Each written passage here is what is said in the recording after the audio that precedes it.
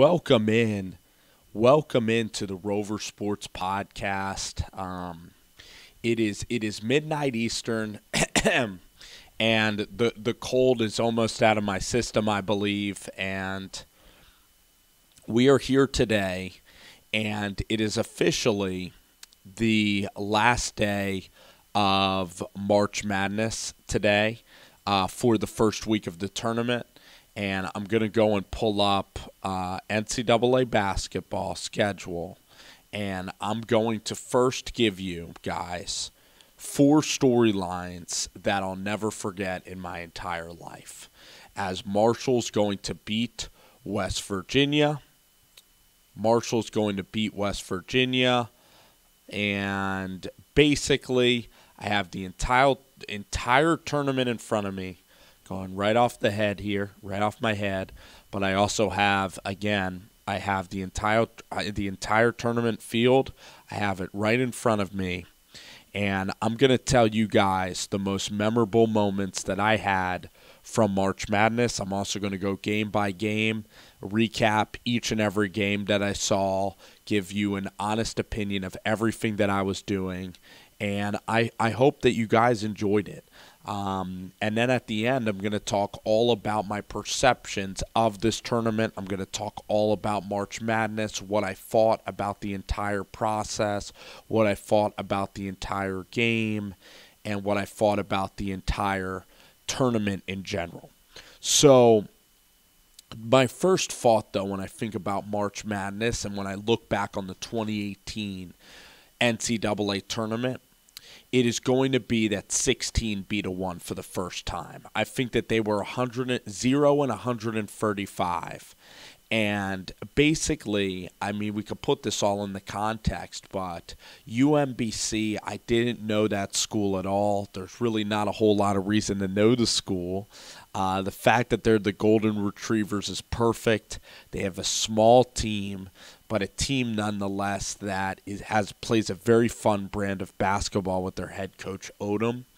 And these guys laid it all out there against Virginia. Their guard play was fast. They were fearless. They were knocking down threes in the second half. Their kid Lyles was amazing. The kid Mara is one of the first players from Puerto Rico to play in this tournament. He is only 5'6", and he's quite an inspirational character. And the way these guys play, they played so fast. They got to the hole at will, and they just played with their hair on fire. And really, it was like an isolation show. I mean, Lyles really was like Allen Iverson. It was a special single performance by him. You had this guy Sherman knocking down threes, and Virginia down 15. They just got snowed in. They froze up. They got tight. They stopped moving the basketball. They didn't have an inside presence at all. And a lot of these basketball teams, it's built kind of on a lot of positionless basketball. And what I'm going to remember is the fashion in which, Virginia went down. UMBC really pulled away, and I was still nervous with about 4 minutes left, but Virginia could never put a charge to these guys, and they weren't able to knock down threes. They got out-rebounded. It's an athletic team. They're fast, they're athletic. They're just so tiny.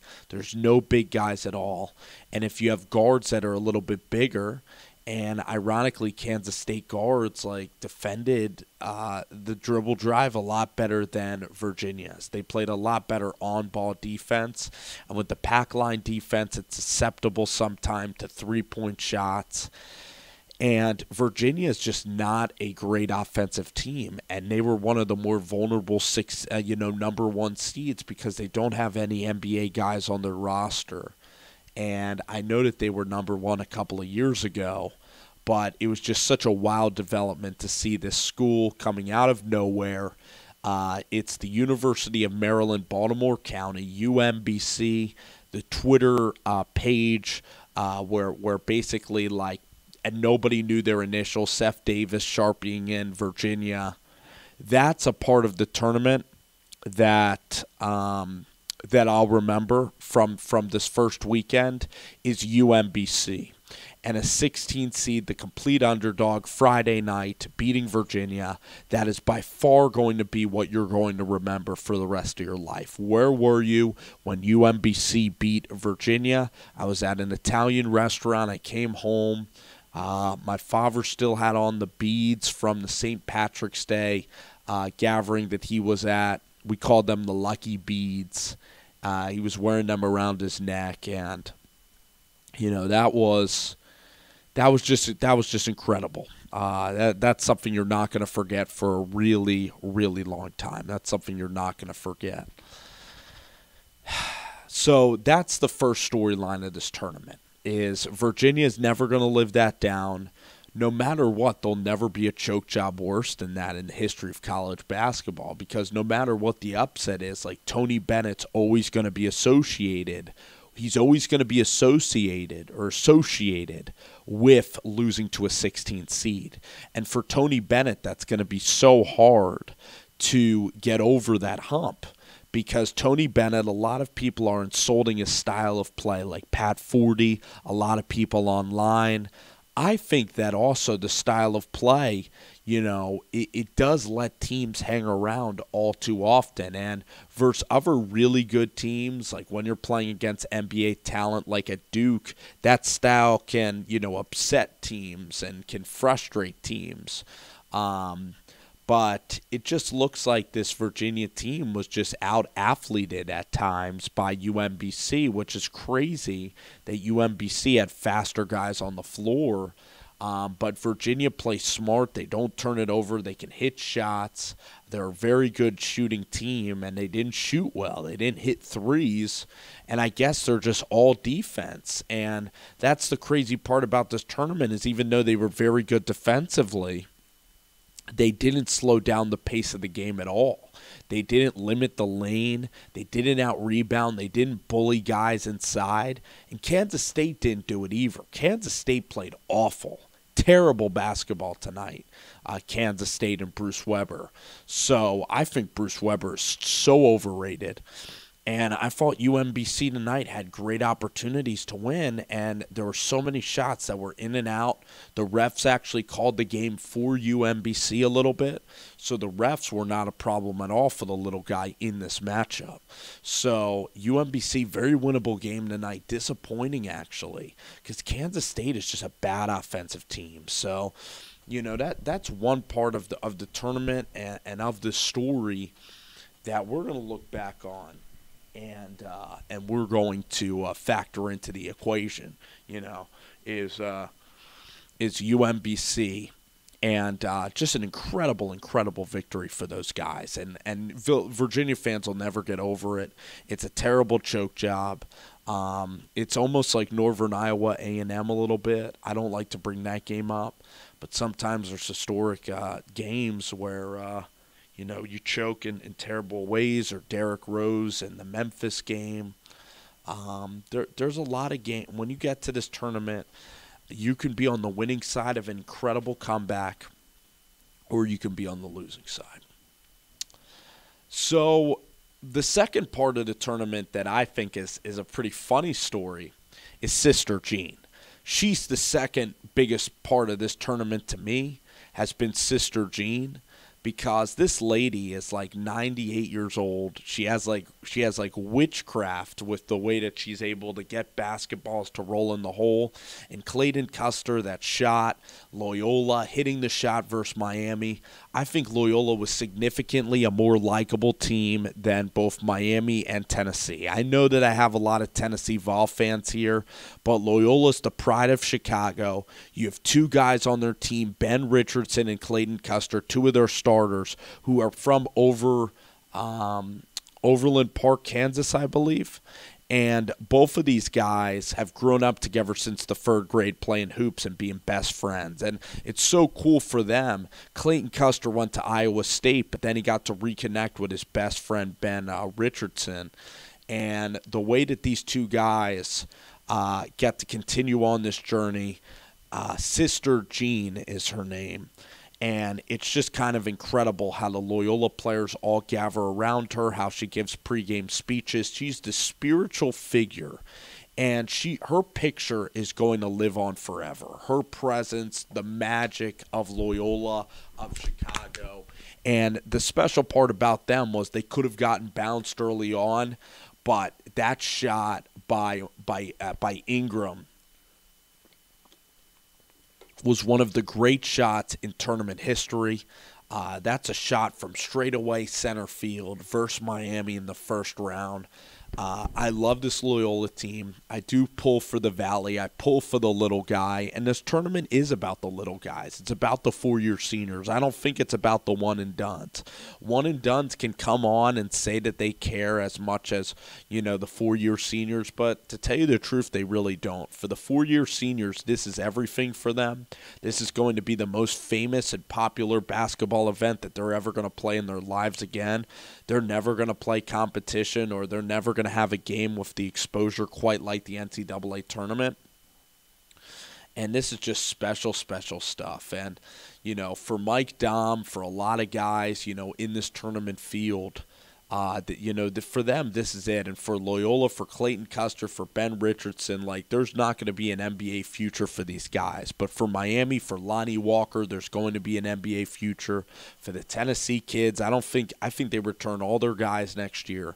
I always pull really for seniors, guys that are playing for the last time in this tournament, and teams that'll be back next year or have an option of returning.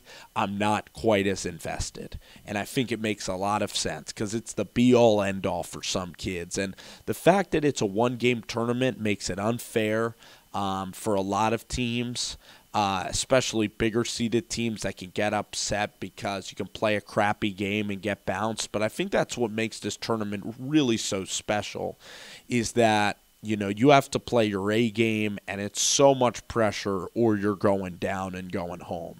And the urgency and the emotion and how, every shot, every one-and-one, the TV timeouts, as annoying as it is, it just drives you insane as a fan. The drama is just, you'll never see drama really in any other sporting event like this NCAA tournament, because these kids, it's do or die for them. And if they're able to win, they're able to change the lives not only of their school, not only of themselves, but, they're able to make an impression on this country and be remembered for a long, long time. And for Loyola, the shot versus Miami, the fact that they won the Missouri Valley Championship, and then Clayton Custer, Loyola just plays such a beautiful brand of basketball. They play the game the way Dr. Naismith wanted the game to be played. They play the game the way God intended it to be played. I truly believe that. The way that they're able to go around, they always make the extra pass. They're the most selfless team I've ever watched, maybe in my life. They don't care who gets the credit, who's scoring points. There's no isolation. It's moving without the ball. It's back cuts. They are fundamentally sound, tough, and resilient group of kids that just battle to the final whistle every time. And Tennessee was absolutely incredible down the stretch versus Loyola. They couldn't miss a shot.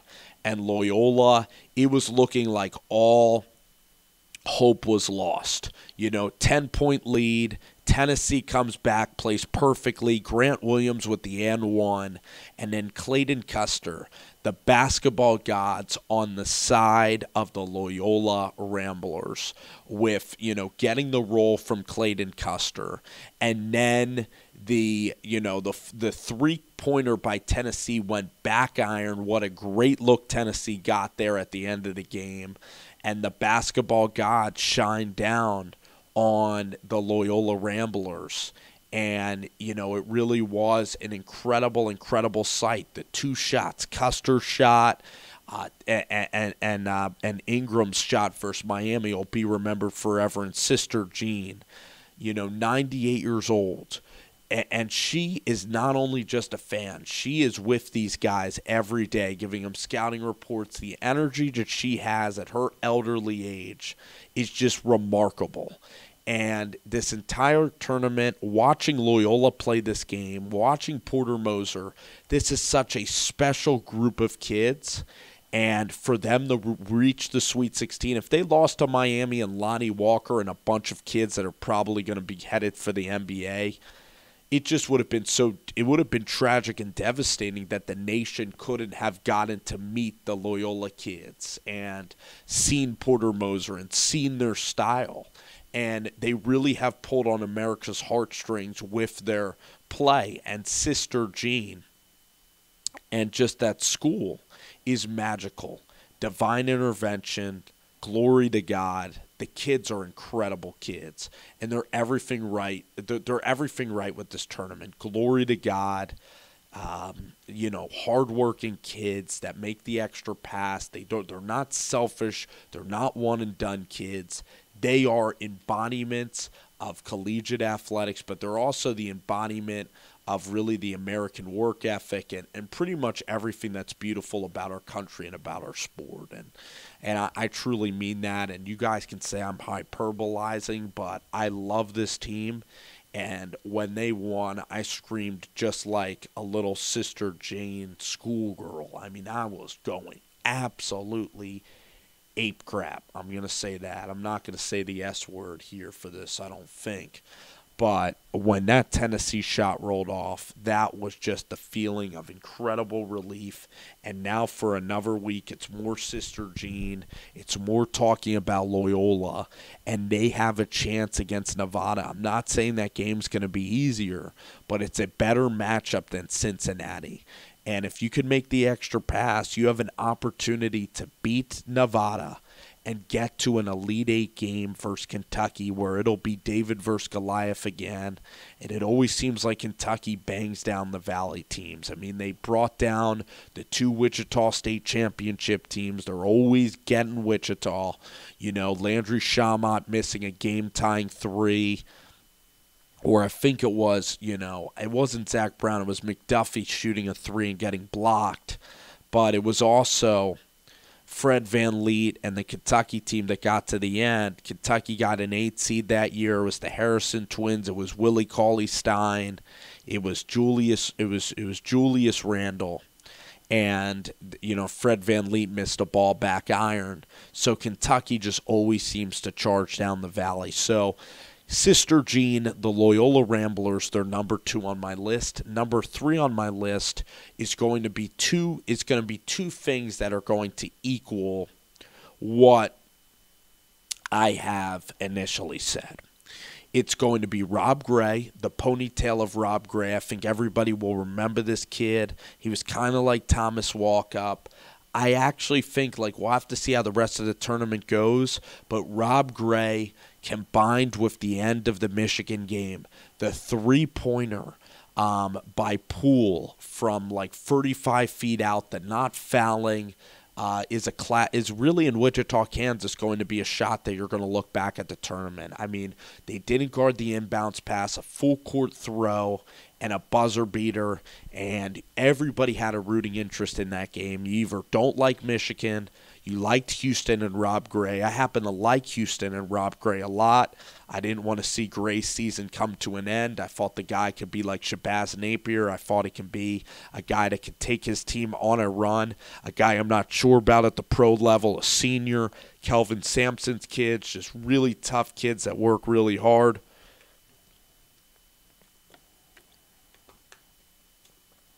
So that whole game was something that I'll remember. The end of that game and Rob Gray are 2 guys that I'm going to completely remember. So we have Loyola. Well, the first one, we have the UMBC. That one we're not forgetting. Sister Jean, I don't think anybody's forgetting her presence and the Ramblers, but really her presence. And then the Michigan shot. 35 feet out, not, guarding the inbounds pass. Poole hits the game winner. Really one of the great finishes that we've seen in college basketball history and for this tournament. So you look at, and then it's a toss-up. You then have Buffalo beating Arizona day 1, which, a great team, but Arizona got wiped off the floor. So you have that option. You have Nevada in their run. I mean, they came back versus Texas, and then versus Cincinnati, they had a 1% chance to win the game, and it was right in the middle window.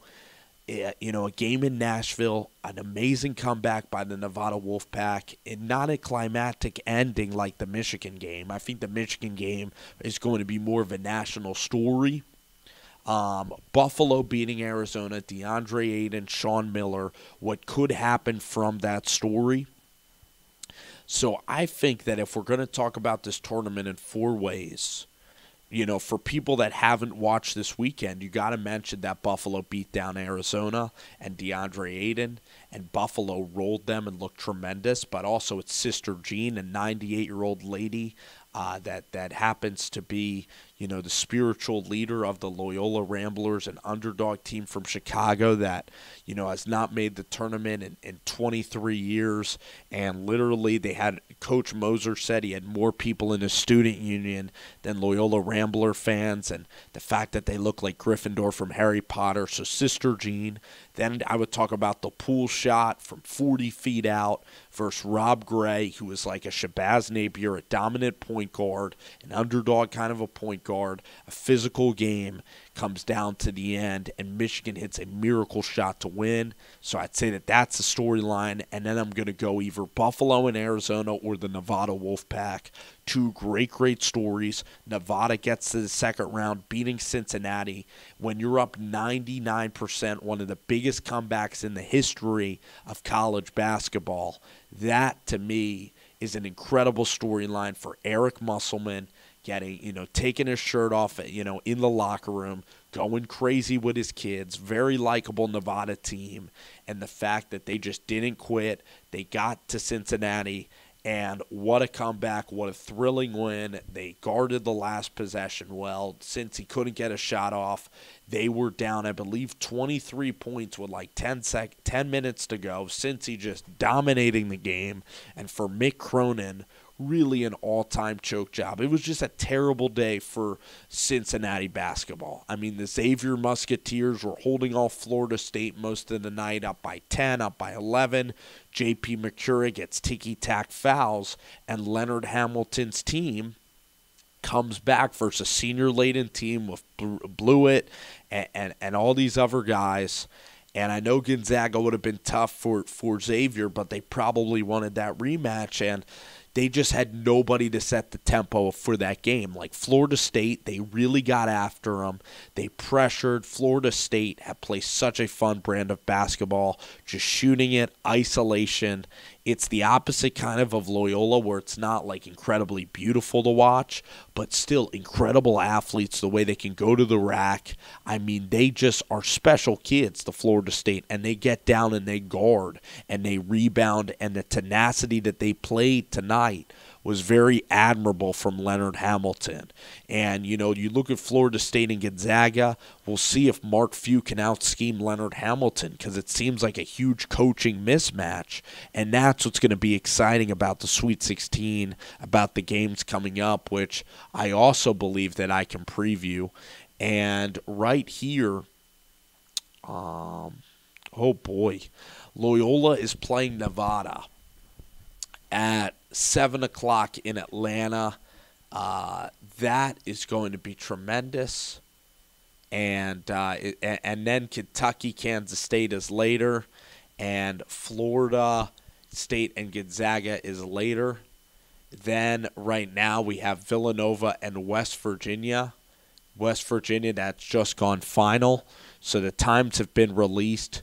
Syracuse and Duke in Omaha is 9:37. Clemson and Kansas is 7 o'clock. And Texas Tech and Purdue. I believe that game's in Boston. So Boston, Texas Tech and Purdue's the later game. It's going to be a fabulous tournament.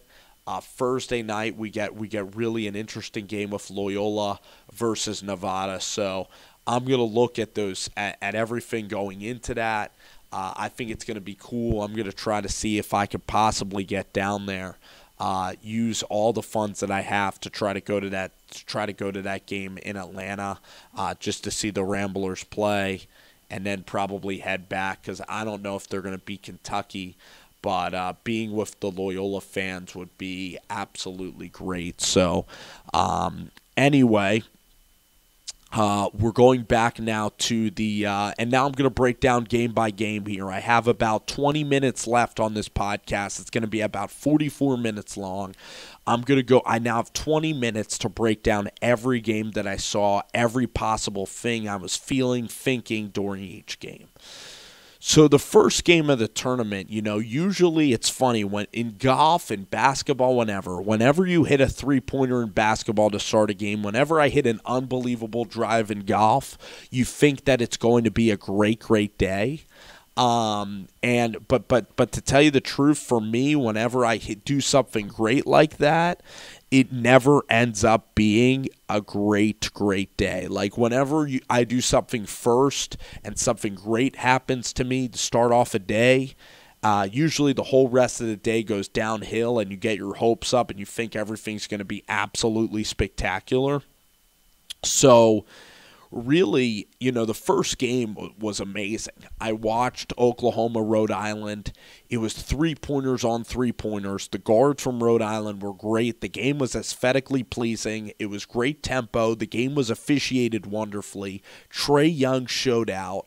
It was just back and forth threes on threes, and it was very up-tempo style of basketball, with Dan Hurley and the coach of Oklahoma is Lon Kruger. So it was back and forth. Trae Young showed out. He made layup after layup, got to the hole a ton, hit a couple of big-time threes. And it was a game that went to overtime. It was a game where Oklahoma had a lead in overtime, and E.C. Matthews just proved to be tremendous. That was one of the best opening games that I think we'll see in the tournament in a long time. So that was a great game, and E.C. Matthews is a stud. He could maybe play at the NBA level. The move he made on Trae Young, I'm going to try to show it right now, but that was an incredible hop-step move that he made on Trae Young. And that overtime, the whole game, the second half was just wonderful to watch. And it was the game was located in Pittsburgh, really soft rims there, really easy for shooters. Next game is in Dallas. My friend Catfish went to this game. Tennessee and Wright State. A lot of people had Wright State as the upset. Wright State's a disappointing team. A lot of guys that were unathletic. They're definitely a 14 seed, and they weren't dangerous one bit. Tennessee just killed them. One of the most nondiscreet games of this tournament. A very good game out of North Carolina, Greensboro on Thursday, a game that some of these games will get forgotten. Wes Miller, was a point guard for the North Carolina Tar Heels. He's doing a really good job for UNC Greensboro. They were down 10, and like Nevada, they clawed back. Incredible basketball, really good guard play a nice spread style, very decisive. I love the way that they would shoot the shots, that they would spread you out, that they would drive, and they kept on having little white kids that would be able to put balls high off the window and over Jonathan Williams and over Gonzaga. And they had Gonzaga, I believe, down 2 with a minute to go. Gonzaga goes ahead and scores and ties the game. Gonzaga gets a turnover because they try an alley-oop, and then Jonathan Williams, the kid from Memphis, jab step lefty, rises up and drains a three-pointer that was absolutely huge. At that point, Coach Miller instructed UNC Greensboro with 42 seconds left, if they got a miss or a turnover, or if they got a miss, whatever, or a make, they're going to try to go 2 for 1 before the 30-second mark of the game. They end up rushing a shot before the 30-second mark, just hoisting one off the side of the backboard. I totally understand where Wes was coming from. I actually agreed with what he was doing. And then Gonzaga went on to collect the rebound, hit a couple free throws, and get out. Very good game in Boise, Idaho to start the Thursday slate. Very good game, and all the people that picked Nebraska were or Gonzaga were panicking, and UNC Greensboro had the capability of winning that game. That's one they'll remember for a while. Penn and Kansas. Penn gets into the dance. Very good first half. Penn held their own. That's what you'll remember about this game, as they were a 16 seed that actually some people actually picked. They were 14-point underdogs. They held their own. They were up 7 in the first half, weren't hitting a ton of shots, but played pretty well. And then Devontae Graham took it over for Kansas. Second half was more nondescript. KU covers the 16 points. A pretty interesting ball game. Not an amazing finish, though, at all, but a decent game. Iona and Duke. Duke just killed Iona. Barely watched the game. Not that exciting. A nondescript game. Loyola and Miami. One of the best games. I think it was good versus evil. I look at Miami. Couldn't really, feel sympathetic for them losing as much because, again, a lot of one-and-dones. They played a selfish brand of basketball. Larrañaga, a mediocre ACC team just with great athletes and great recruits, but team that didn't have that magic, didn't have that togetherness that I think Larrañaga needs. And I look at Miami too, and they win a couple of games each year, but they never can get past a certain point. They're kind of like Baylor. They're good athletically on paper, and sometimes when they get off the bus, they look like an incredible program, but like Baylor, when they reach the Sweet 16, they get boat raced. Miami kind of the same thing. And when is Larrañaga ever going to go back to his roots like Jay Wright? Because sometimes I think to make a great basketball program, you need to go back to your roots. And what you need to do is you need to sometimes recruit guys that might not be one-and-done talent, but guys that are high character, guys that are going to stay in your program, and guys that like literally will compete their ass off at every level of this tournament and believe. And Larrañaga's having a lot of trouble. He's making it to the tournament every year, but he's plateauing all the time. So it's hard to really be enthused about Miami and their basketball program. Especially after Villanova beat them a couple of years ago. So Loyola, incredible game, back and forth. I thought Miami had Loyola the whole way. I was pissed off. Loyola was trying so hard, running every set play.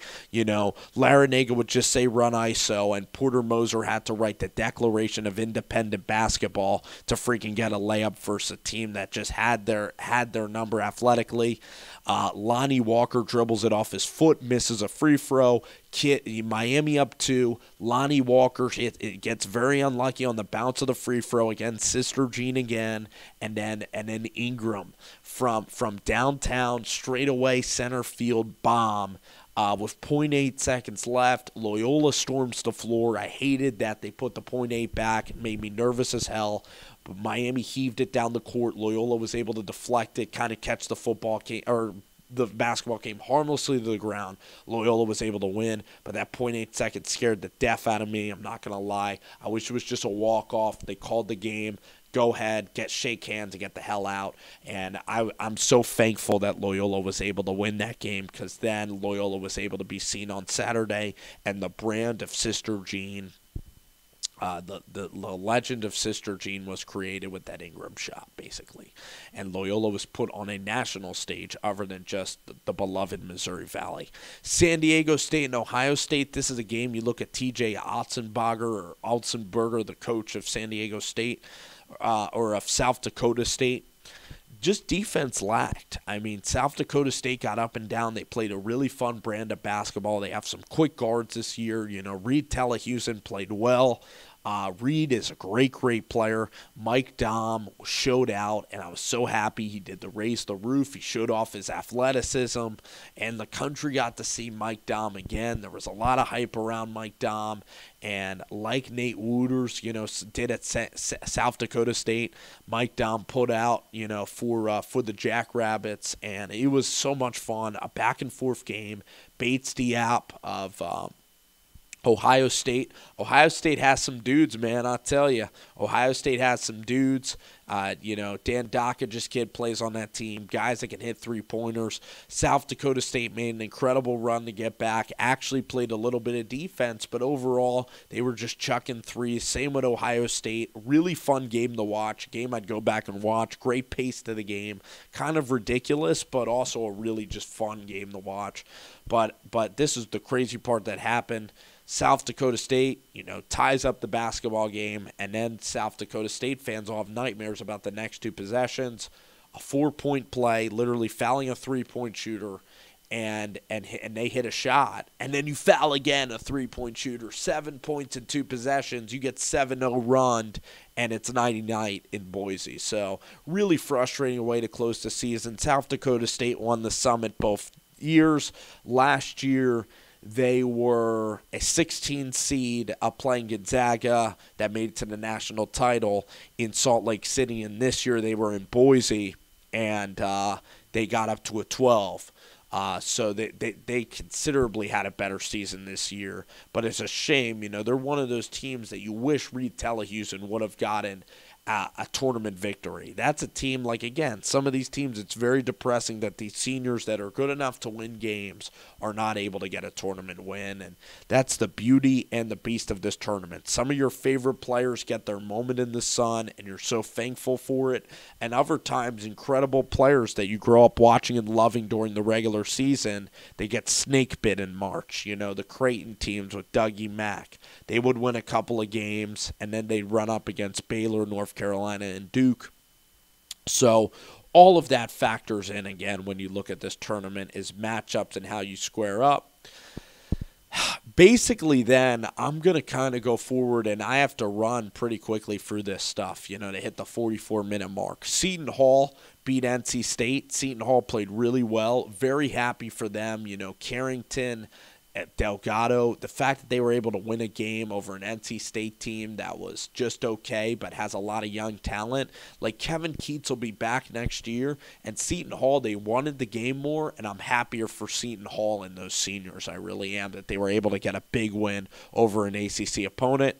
Villanova, Radford, not a game. Kentucky and Davidson, a close game. Davidson was gritty, played well defensively, but they just didn't shoot as well as they usually did. A great overall game. Bob McKillop's a hell of a coach, but Kentucky, just too much in the end. Kentucky didn't even hit a 3, so really they were vulnerable but got past. Houston, San Diego State. Sometimes doing these podcasts alone is tough, this late at night or whatever. You're trying to carry on and try to speak in the kind of a in a voice that is, somewhat soothing for a podcast, but also, you want to get your voice up to a certain degree, and, my nose is a little bit stuffed up still, and I'm not saying I'm playing sick, but it's just tough to talk for 40 consecutive minutes without ever taking a breather or a break, but a lot of podcasters are able to do it, and that's why you have a producer. Kind of kind of can hold your thoughts a little bit and can hold what you're saying, or you'll go to a commercial. But when you do a one-person podcast, and you're just there rambling, I give a lot of credit to, like, Colin Cowherd and a lot of guys that can do it. Anyway, but that's what we're trying to do here. So San Diego State and Houston, this was a game on Thursday that it was slow. The refs chopped it up. Rob Gray was incredible. I'll remember him for the three-pointer. Devin Watson of San Diego State hit shots. San Diego State was ice cold. They didn't play their best game. Houston was there for the taking. Trey Kell missed a lot of open looks. He had a look at the end of the game that would have taken up the spot of Poole. And ironically, Houston dodged the Trey Kell shot, but they didn't dodge the Poole shot. And Houston advanced. Stephen F. Austin played great versus Tech, but Tech was too much in the end. Keenan Evans just took over the game, and SFA didn't have the offensive firepower. Alabama, Virginia Tech, great basketball game. Colin Sexton, the guy Petty, finally hit fire. So for Avery Johnson, what is really incredible about Avery Johnson is that Avery Johnson, he needed a win in St. Louis to get to this point in the tournament. He needed a victory in St. Louis. He needed a miracle floater from Colin Sexton versus A&M just to get to that point in the tournament, and it gave A&M more rest. But really, that game was a very good basketball game. But right now, it's all chalk. So right now at this point, I was a little frustrated that San Diego State couldn't win. I couldn't get anything to go.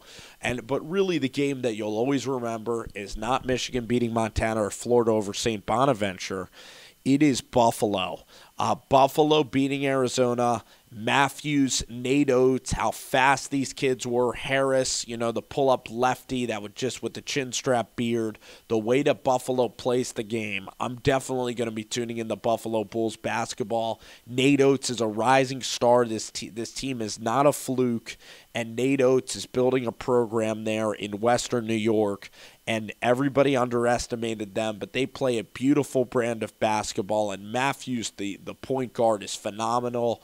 They have kids. They have an intelligent coach who cares deeply about basketball. And Nate Oates is a basketball junkie from Wisconsin. He is one of my favorite coaches that I was able to discover, and I fell in love with the Buffalo Bulls. Let's go to Friday. Friday was really a shitty day for me, and there goes the shitty. We have, Marshall and Wichita State, the Elmore kid hitting bombs. Wichita State, it was one of the worst games that they've ever played in the tournament in a really, really long time. It was just an awful, awful performance from Wichita State. They completely have lost their Valley way of playing tough, playing angry, and getting defensive rebounds and playing hard. Then you had Nevada beating Texas. That was kind of an entertaining game. Went to overtime. Really exciting game there for the Nevada Wolfpack. They've had an incredible tournament. Creighton and Kansas State, Greg McDermott, him in the tournament. They have no point guard. So Greg Marshall and Greg McDermott lay two duds. And really, Wichita State is more disappointing because you have McDuffie, you had Darrell Willis, who's a senior, Connor Frankamp, Shaquille Morris, Zach Brown. All the guys from last year's team returned. You had an okay season, but it was validated by switching your league because you got a 4 seed out of playing up and down basketball. And really, last year, you were more of the Wichita State of old in the Valley. You were disciplined. You played tough. And Austin Reeves played better, but he didn't score a point in Friday's game. It was a 10:30 start, and it was weird. It was almost like Wichita was throwing the game. They just were lackadaisical. They looked like they didn't want to be there. They kept on turning the basketball over. It was a very odd game, and it's one that I'll never understand unless I privately have a conversation with some of the Wichita State guys. Again, conspiracy guys are kind of funny to me. If you wanted to throw a game, that's exactly how you would throw a game with Landry Shamet, who's an NBA point guard, a guy that I thought could be a Player of the Year candidate and who had a pretty good year, but I think his ceiling is incredible, especially for college basketball. He was just dribbling the ball, not even looking. No one's getting back on defense, and it looks like Wichita almost quit on Greg Marshall. It almost looked like Greg Marshall and his style was just wearing on these kids.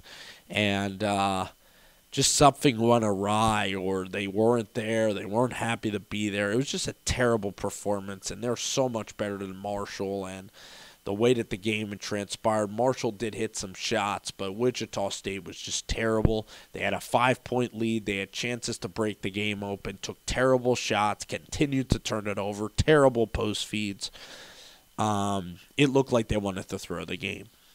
Creighton was just terrible. I didn't have any expectations for them, and they even shortened non-existent expectations. Versus Kansas State, you can't make an excuse that you're playing Duke of North Carolina anymore. That Kansas State team is absolute trash, and Kansas State just toyed with Creighton the whole entire game.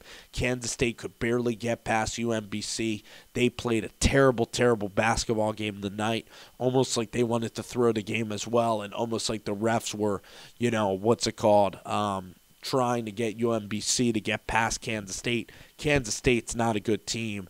That game is going to be a complete joke versus Kentucky. Kentucky's going to kill Kansas State. I think Kansas State versus Alexander and stuff, I don't think Kansas State has a chance to win that game. I'd be surprised if the game's below 10 points. The spread's going to be about 12.5 for that game. Probably if you get an early line for that game, that's what you're going to get. I know I'm kind of up at the time, but I'm basically recapping everything that transpired. You then have Loyola beating Loyola beating Tennessee. You have Duke, Kentucky beating Buffalo. I wanted Buffalo to win, but Alexander was just incredible. And I'm just kind of recapping what I saw from this tournament. And really tonight, today was absolutely amazing. I mean, today's tournament games were incredible. So first off, we had Butler-Purdue, which was competitive. But then another storyline is that Syracuse, a team that's barely gotten in, beats Tom Izzo again. And Izzo was terrible versus the zone. The zone stifled the Michigan State Wolverines. Syracuse's athletes, they play that zone really well. It was just all the zone. It was just, they didn't get Mikal Bridges involved. No real guard play at all. McLeod's okay. Michigan State was a real disappointment. They were terrible. North Carolina and Roy Williams, the legends, were terrible today. Terrible. Texas A&M boat raced North Carolina. North Carolina had no punches left. Kenny Williams didn't step up. Joel Berry. Texas A&M just killed North Carolina. DJ Hogue was amazing. Finally, he's playing hard basketball. Tyler Davis has been a guy that's been awesome all year. He's a great college player. And then, they have the guy Williams, Jonathan Williams, that is a huge monster that can get boards. Texas A&M's a really athletic team. If they stay together, if they continue to compete at this level, they can beat Michigan in the next round. And if they beat Michigan, then unfortunately they're going to run up against Duke, which is going to suck. Excuse me. They're in Omaha. Texas A&M can win the entire region. I mean, Texas A&M has the talent to beat Kansas. Devontae Graham's going to be tough. I mean, even Clemson, holy heck, hooty hoo. I mean, Auburn Tigers, they got drilled by Alabama. But Bruce Pearl, they freaking quit on him too. Maybe there's some NCAA violations going on because Greg Marshall loses, Sean Miller loses, Roy Williams got freaking punked, but I don't know about the violations. And then it's been a weird tournament. Florida State comes back. Cincinnati comes back. What happens if we find out that all these coaches are just freaking under the cloud of the NCAA and the FBI is just going to come slam them and teams are unmotivated to play? Texas A&M just killed North Carolina today. North Carolina, I don't know if they were a little apathetic, but A&M just killed them. A&M looked tremendous. One of the biggest wins of Billy Kennedy's career. It was a wonderful day for Aggies and a game that I enjoyed seeing. I enjoyed seeing North Carolina go down. Enjoyed seeing Michigan State. The carnage was incredible. The Nevada game was fantastic. Florida State, Syracuse. Today was amazing. So many teams went down in one day. All the blue bloods. North Carolina loses. Xavier, a number 1, loses. Cincinnati, a number 2, loses. Michigan State loses. North Carolina. So Michigan State, North Carolina, Cincinnati, and Xavier, number 1 seed. They all lose. Tennessee, a number 3 seed, loses. So it's really interesting what's going to happen now in this tournament. I'll say that. When you look now at the top seeds, you have Villanova and Duke. Michigan should have lost to Houston. That sucks that Michigan's still in there. I wish it was Houston, Texas A&M, to tell you the truth.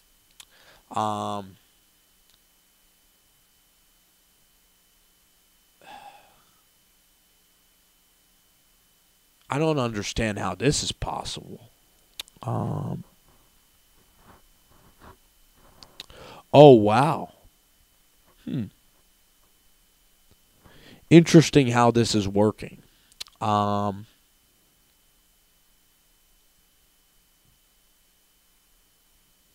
I was wrong about Texas A&M and Michigan. That's a game in LA, so I was wrong about that. Texas A&M and Michigan's going to play Florida State or Gonzaga.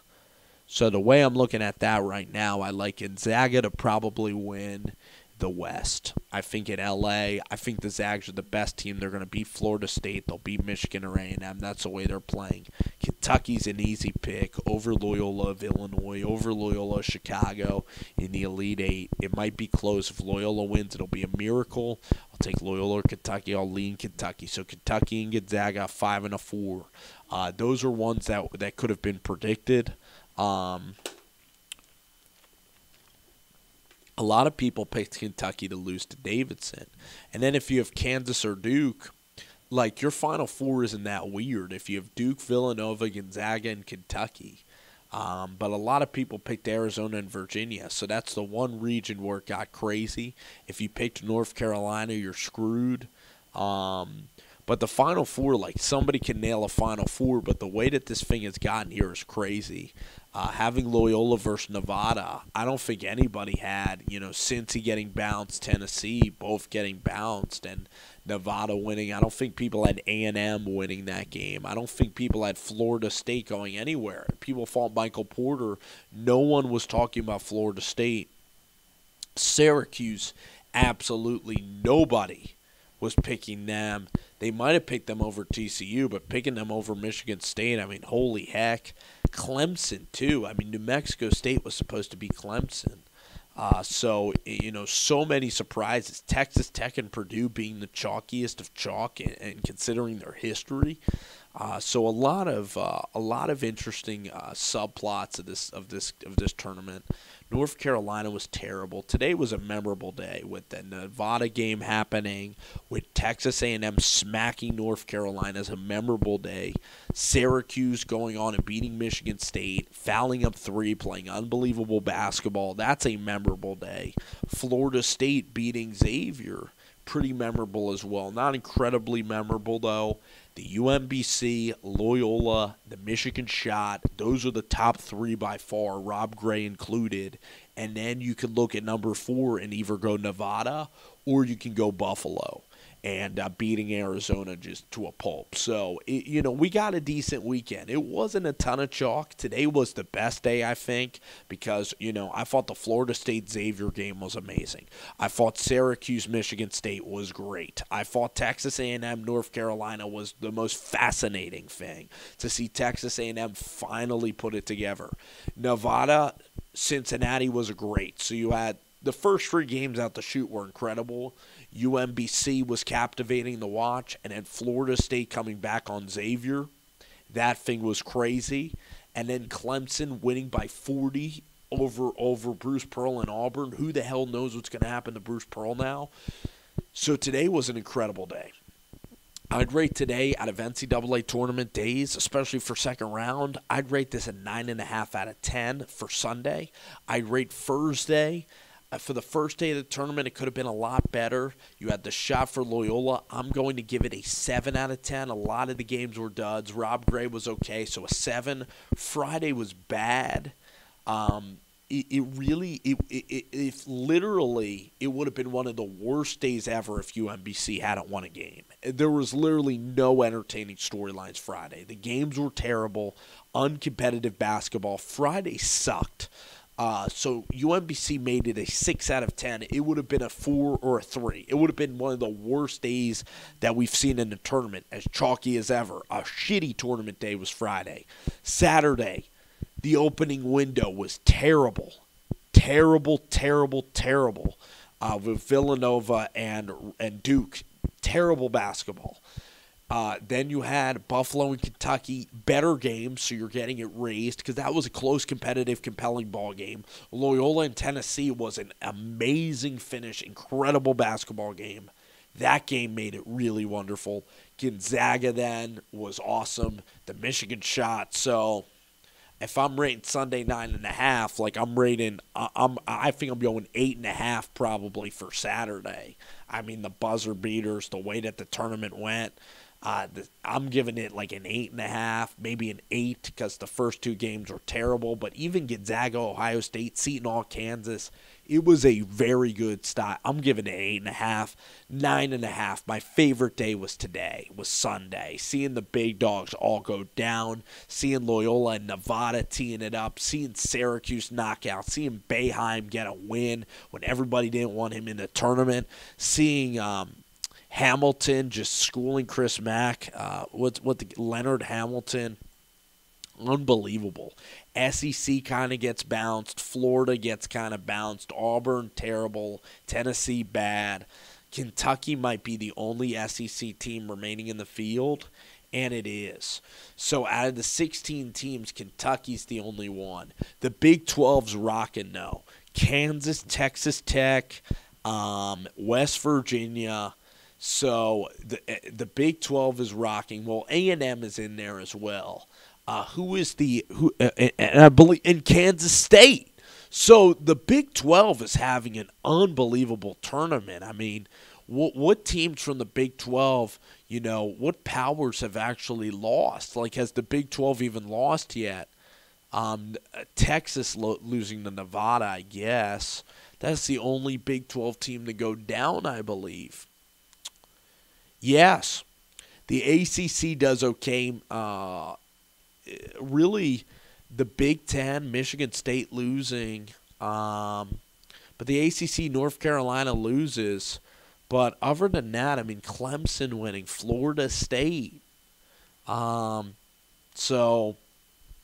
Florida State, Clemson, Syracuse and Duke is all ACC. Really, Michigan's the only team from the Big Ten still remaining in this damn tournament. Purdue as well. So they're doing okay with what they have. But really, the Big 12 is the big winner. SEC loser, Pac-12, of course, is a dumpster fire. I mean, they're literally out on Friday.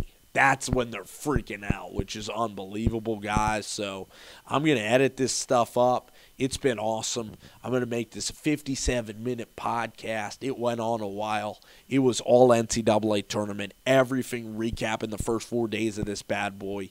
It was an incredible, incredible field, an incredible tournament, a freaking blast of a weekend, and I cannot wait for next weekend to start. I cannot wait for this tournament to continue. This tournament is awesome. This tournament is amazing, and it rips your heart out. It's a love-hate kind of relationship. It makes you go crazy, but then you miss it when it's gone. Now we can take a breath, relax. My stress level, it's funny. I've been happy, but I've also been very animated and amped that this tournament's on. A lot of dopamine, a lot of just a lot of emotion, not a lot of dead air and dead time. And going back to regular life after this is just crazy, and it's a tough adjustment for a lot of people, including myself. So, great tournament. Appreciate you guys hanging